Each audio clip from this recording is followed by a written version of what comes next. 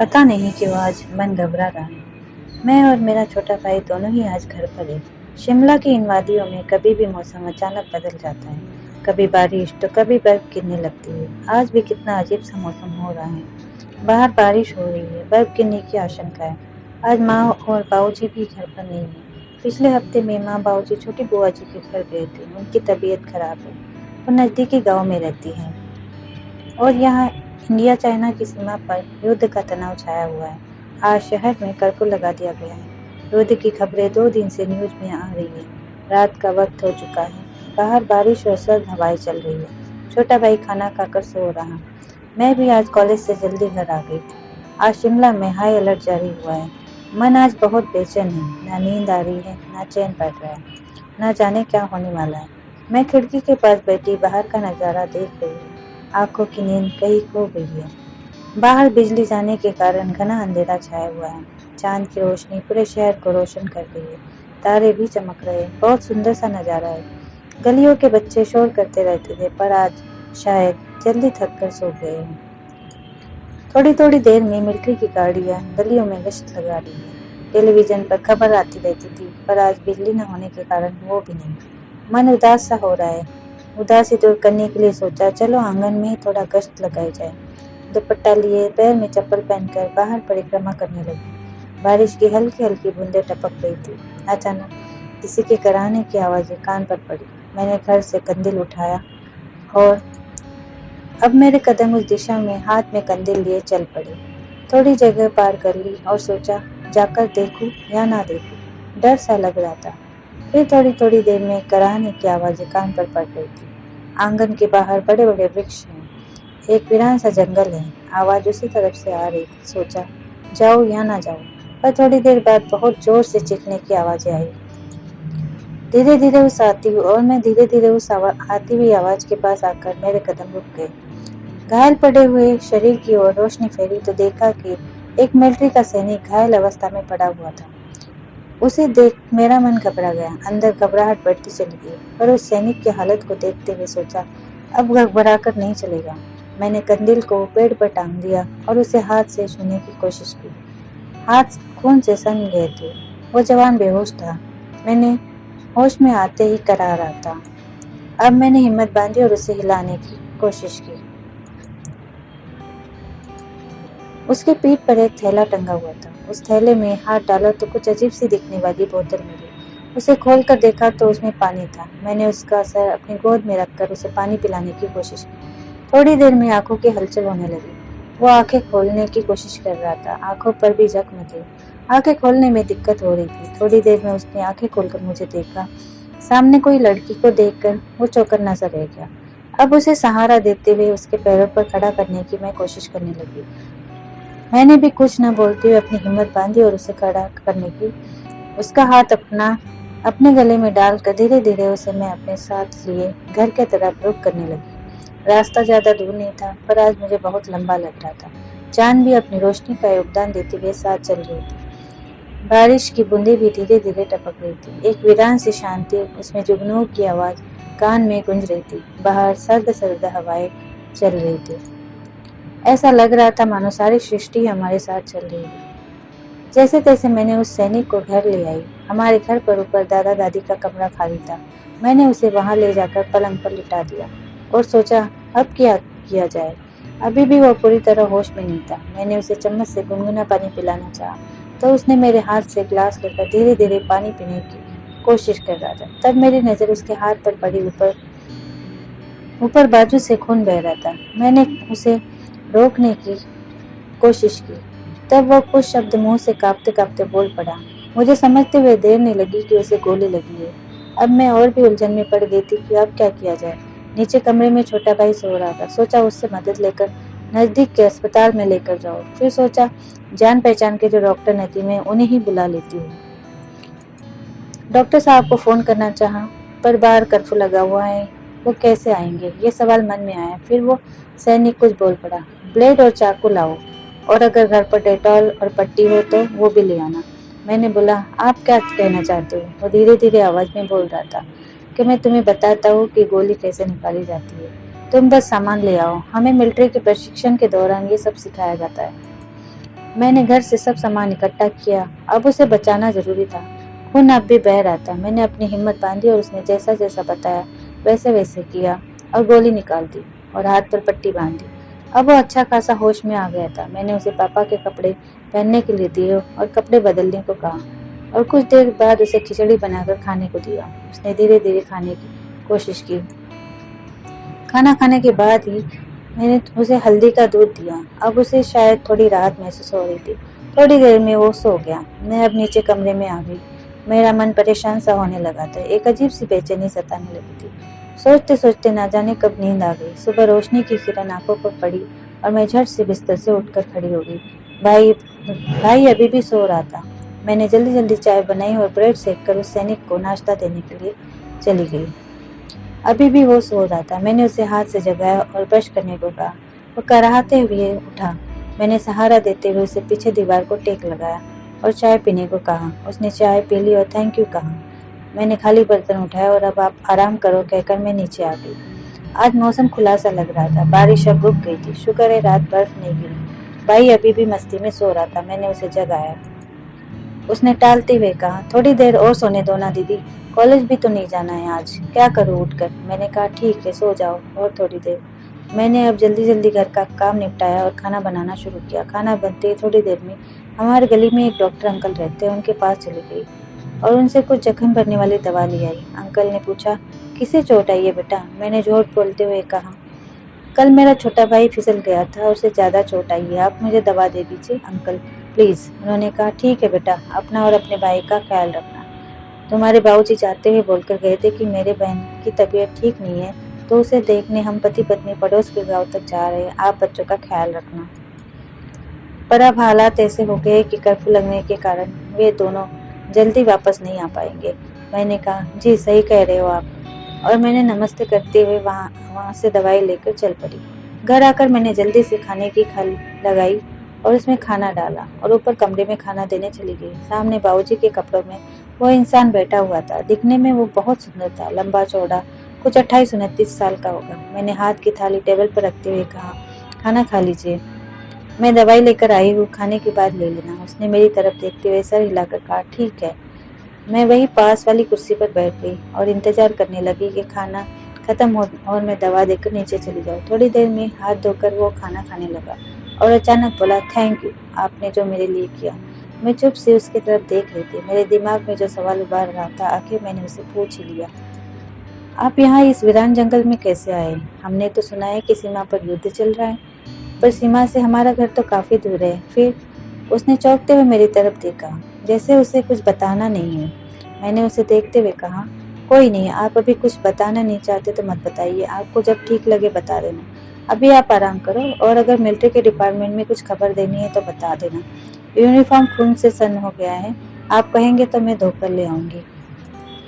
इतना कहकर दवाई उसके हाथ में देकर उसे कैसे लेनी है बताया और वहां से मैं नीचे आ गई। दोपहर का वक्त हो चुका था। भाई नींद से जग गया था और फ्रेश होकर उसने खाना खाया और हम दोनों माँ बाबूजी के बारे में बातें करने लगे।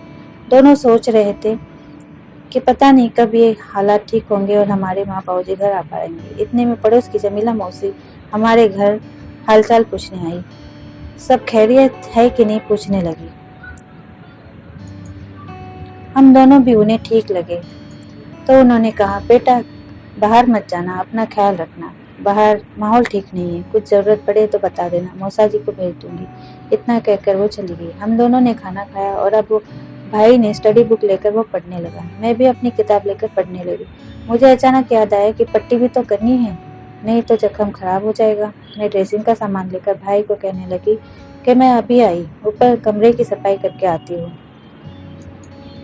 मन में आया कि भाई को सब कुछ बता दूं, पर पता नहीं वो क्या सोचेगा, मुझे डांटेगा और माँ बाबूजी के आने के बाद उन्हें भी बताएगा। सोचा चलो जरूरत पड़ी तो बता दूंगी। सीढ़ियाँ चढ़कर ऊपर चली गई। भाई पढ़ाई कर रहा था। मैं ऊपर कमरे में गई। मैंने दरवाजा नॉक किया तो शायद वो डर गया था। मैंने कहा, मैं हूँ, आपकी पट्टी करनी है। उसने दरवाजा खोला और मेरी तरफ देखते हुए कहा, मैं कौन?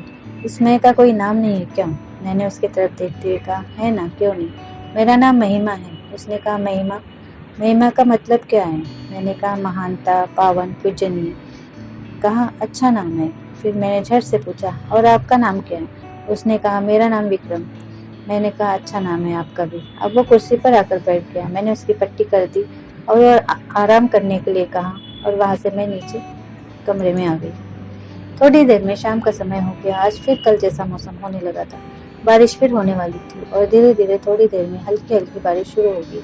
कल रात का सारा मंदिर मेरे आंखों के सामने फिर आ गया।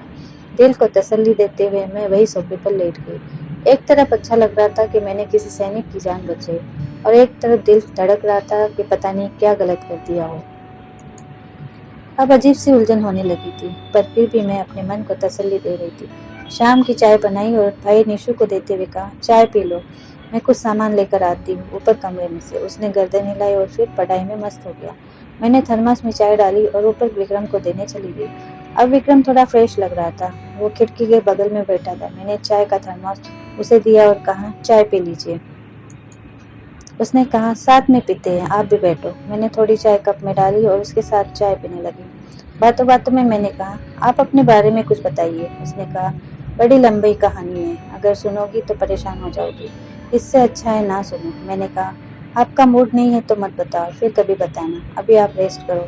नीचे घर में आकर सोचने लगी ऐसी कौन सी बात होगी जिसे सुनकर मैं परेशान हो जाऊंगी। आखिर ऐसा उसने क्यों कहा होगा? खुद को सवाल करने लगी। रात का समय हो चुका था। आज भी घर में बिजली नहीं थी। एक तरह से कल जैसा ही मौसम लग रहा था। पुलिस वैन बार बार आज आए जा रही थी, लोगों को अलर्ट कर रही थी। मैंने कंदील जलाया और ऊपर विक्रम के कमरे में रख कर आई। विक्रम सो रहा था। शाम का खाना बनाते हुए भाई से बातें करने लगी कि वो भविष्य में क्या बनना चाहता है, वो अपने परिवार के बारे में क्या सोचता है वगैरह। अब वो दिन भर पढ़ाई करके थक गया था। उसने कहा दीदी मुझे जल्दी खाना दे दो, मुझे नींद आ रही है। मैंने कहा बस बन चुका है, अभी परोस देती हूँ। निशु मेरा भाई खाना खाकर सो गया। मैंने किचन समेटा और अब विक्रम का खाना लेकर ऊपर कमरे में तरफ विक्रम का खाना लेकर सीढ़ियाँ चढ़ने लगी।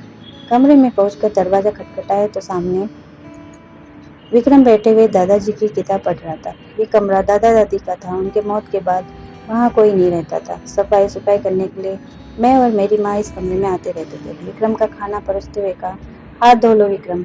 उसका नाम लिया तो वो मेरी तरफ देखने लगा और जाकर हाथ धोकर आया। सामने कुर्सी पर बैठकर खाना खाने लगा। उसने कहा आपके घर में और कौन कौन रहते हैं? कल से किसी को देखा नहीं। मैंने कहा माँ, बाबूजी, एक छोटा भाई और मैं। एक बड़ा भाई विदेश में रहता है। उसने कहा अच्छा, पर माँ बाबूजी अभी घर पर नहीं है, वो बुआ की तबीयत ठीक नहीं है इसलिए उन्हें देखने गए हैं। और इधर सीमा पर युद्ध शुरू हो गया है और अब ये कर्फ्यू पता नहीं कब तक चलेगा। माँ बाबूजी कब आ पाएंगे घर? उसने कहा फिर आप दोनों ही हो घर पर? मैंने कहा हाँ। उसने कहा डर नहीं लगता जैसे अभी हालात बने हुए हैं? मैंने कहा मेरे देश के सैनिक है ना, हम लोगों का ध्यान रखने के लिए, वो भले ही हमें कुछ होने देंगे। उसने कहा हाँ, मेरे बारे में कुछ भी नहीं जानती हो फिर भी मुझे घर लेकर आई, आखिर क्यों? तब मैंने कहा हमारे देश के सैनिक हमारे लिए लड़ते हैं, अपने सीने पर गोली खाते हैं, और मैंने अगर इतनी सी मदद की तो क्या बड़ा काम किया। विक्रम ने कहा इस वर्दी को देखा तुमने? मैंने कहा हाँ देखा, एक सैनिक की वर्दी ऐसी ही होती है और कैसी। उसने कहा ध्यान से देखो। मैं ध्यान से देखने लगी। वो पूरी खून से सन हुई थी। मैंने कहा यूनिफॉर्म पर हर भारतीयों को गर्व महसूस होता है, भले ही वो उसे ना पहने। विक्रम ने फट से कहा ये चाइना की यूनिफॉर्म है और इस समय जो सैनिक आपके सामने खड़ा है वो चाइना का सैनिक है। मैं सुनकर सुन्न सी हो गई। उसने कहा और अब तुम मुझे गोली मार दो या पुलिस के हवाले कर दो, ये तुम्हारे हाथ में, आखिर यही सत्य है। मैंने कहा पर शक्ल से तो तुम भारतीय ही लगते हो फिर।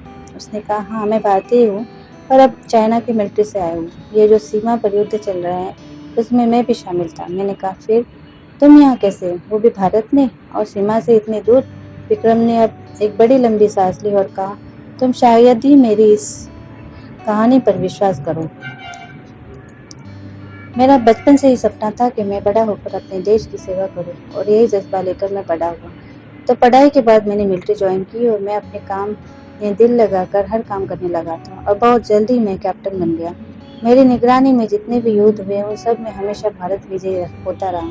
चाइना की मिलिट्री में मेरा इतना खौफ था कि अगर विक्रम युद्ध में रहा तो भारत की जीत निश्चित है। ऐसे ही एक बार युद्ध के दौरान हमारे सैनिक जोश में लड़ रहे थे, साथ में मैं भी उनका साथ दे रहा था कि अचानक एक हेलीकॉप्टर सीमा के पास एक बहुत बड़ा गहरा गड्ढा है, वहाँ किसी की भी नजर नहीं जाती। मैं और मेरा दोस्त हम दोनों भी उस गड्ढे में छिपे हुए युद्ध लड़ रहे थे कि पता नहीं कैसे अचानक एक चाइना का हेलीकॉप्टर हमारे इलाके में घुसता है और नीचे हुक डालकर हम दोनों सैनिकों को उठाकर आंखों पर पट्टी बांधकर हाथों को भी बांधते हुए अपने देश लेकर इतना कहकर वो चुप हो गया। बाहर अब बारिश तेज हो रही थी, हल्की बर्फबारी भी हो रही थी। मैं अब विक्रम की सारी बातें सुनना चाहती थी। चाइना के मिलिट्री के लोगों ने हम दोनों को सैनिक को अलग अलग जेल में कैद किया था। वो हम दोनों से इंडिया के सारे गुप्त राज जानना चाहते थे। मुझे पता था कि एक बार उनके हाथ में हमारे गुप्त राज पड़ गए तो हम दोनों को भी गोली मार देंगे। 4 साल तक उन्होंने मुझे केवल यातना ही दी। मुझे पता लग गया था कि अगर मैंने इन्हें सब बता दिया तो ये मुझे मार डालेंगे। मेरे साथी दोस्त के बारे में मुझे कुछ पता नहीं चला। उसके साथ क्या हुआ भगवान जाने। मेरे अनुभव के हिसाब से मैं नई नई रणनीति मन में ही बना लेता था और उनको सुना देता था। कभी उल्टा सीधा खाकर तबीयत बिगाड़ देता था।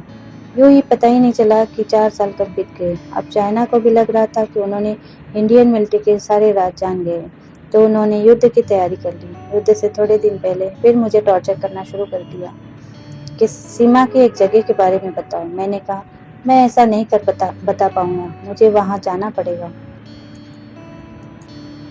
तो उनके कैप्टन ने झट से कहा ठीक है, तो फिर अब तुम ये युद्ध चाइना की तरफ से लड़ोगे, वरना हम तुम्हें मार देंगे। मैंने भी कुछ शर्तें उनके सामने रख दी और कहा ठीक है, मैं अब बस इंडिया चाइना का बॉर्डर पर जाना चाहता था, किसी भी हालत में। ये मौका मैं नहीं छोड़ सकता था। युद्ध शुरू हुआ। उन्होंने युद्ध का ऐलान करते हुए बंदूकों की गोलियां चलानी शुरू की। मुझे उनके सैनिकों को गाइड करने को कहा गया। मुझे बॉर्डर का चप्पा चप्पा पता था।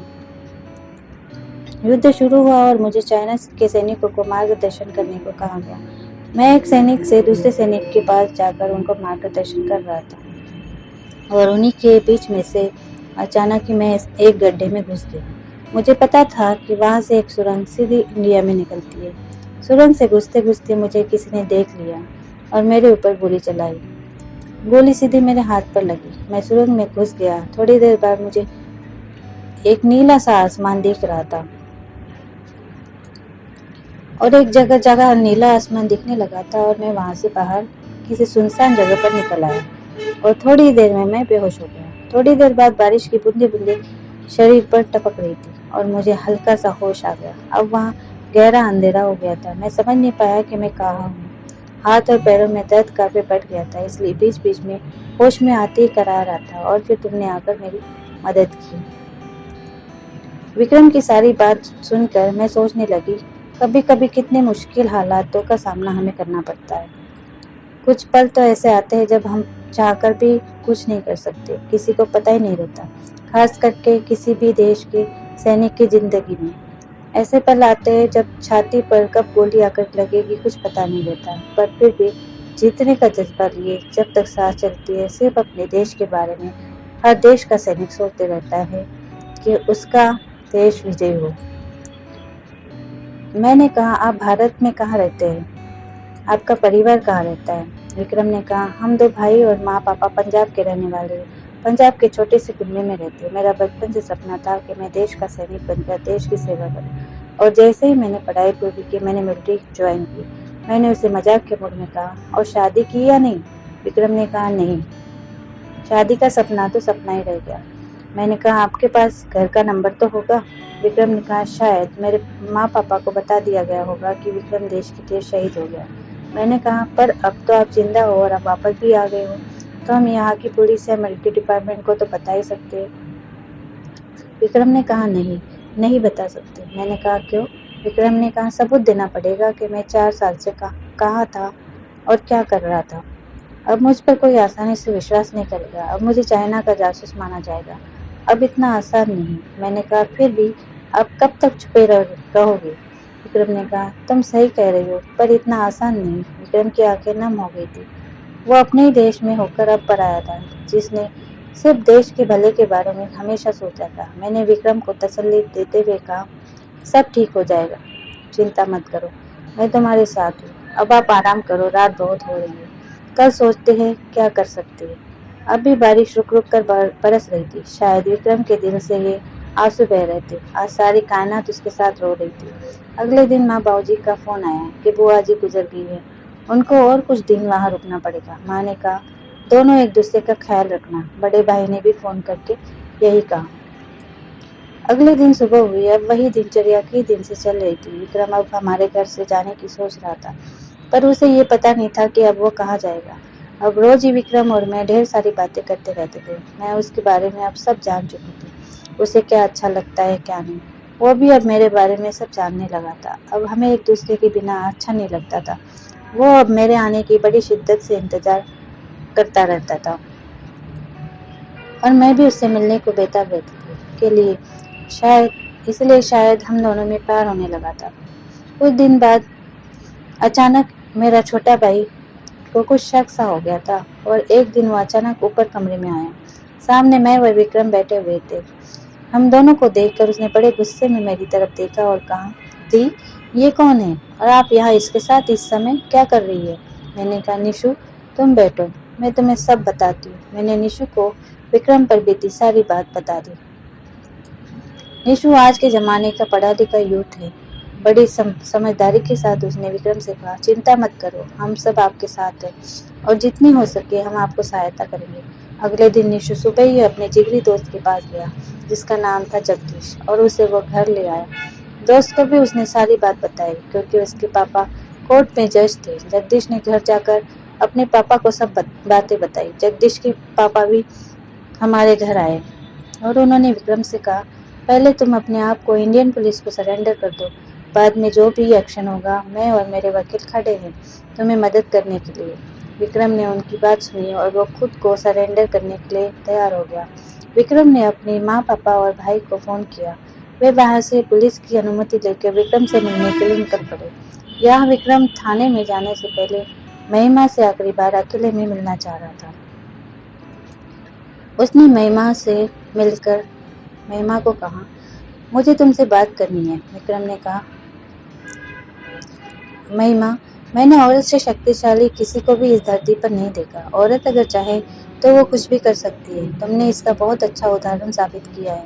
اگر تم اس رات میری مدد نہیں کرتی تو شاید میں اس ویران جنگل میں پڑا مر جاتا۔ میں نے تمہارے اندر ایک شکتیشالی عورت دیکھی ہے جو اپنے پریوار کے لیے کچھ بھی کر سکتی ہے اور اسی کارن میں تم سے پیار کرنے لگا ہوں۔ میرا آگے کیا ہوگا پتا نہیں، پر اگر میں اس دھرتی پر زندہ رہا تو تمہارے ساتھ رہنا چاہوں گا، اپنا سارا جیون تمہارے ساتھ ویتت کرنا چاہوں گا۔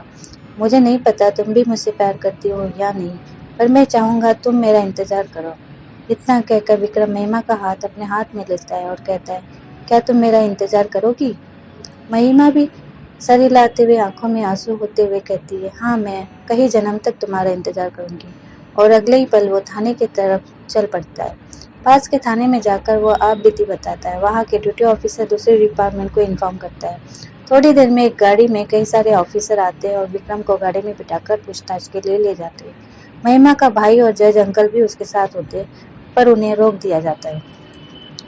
بہت دن تک پوچھ تاچھ چلتی رہتی ہے۔ اب یدھ سمٹ گیا ہے۔ یدھ میں بھارت کو وجے حاصل ہوئی ہے۔ دیش میں سب کو راحت محسوس ہونے لگی ہے۔ سبھی لوگ یدھ کے کارن پریشان تھے۔ کچھ دنوں بعد وکرم کو سب معاملوں میں کلین چٹ ملتی ہے، پر بنا پاسپورٹ سرنگ کے راستے گھسپیٹیوں کی طرح بھارت میں گھسنا مطلب گناہ ثابت ہوتا ہے اور وکرم کو 6 مہینے کی سزا دی جاتی ہے۔ مہیما وکرم کی سزا سن کر صدمے میں آتی ہے، پر اپنے دل کو تسلی دیتے ہوئے کہتی ہے 6 مہینے کیا ہے، ابھی گزر جائیں گے اور میں جلد سے جلد وکرم سے ملوں گی۔ مہیما اپنے آپ کو کالج کی پڑھائی میں ویست کر دیتی ہے۔ 6 مہینے بعد کل مہیما وکرم سے ملنے جا رہی ہے۔ وکرم نے اپنی سزا پوری کر لی ہے۔ مہیما سب کے ساتھ جیل کے باہر وکرم کا انتظار کر رہی ہے۔ آج بھی بارش ہو رہی ہے جیسے اس رات بارش تھی۔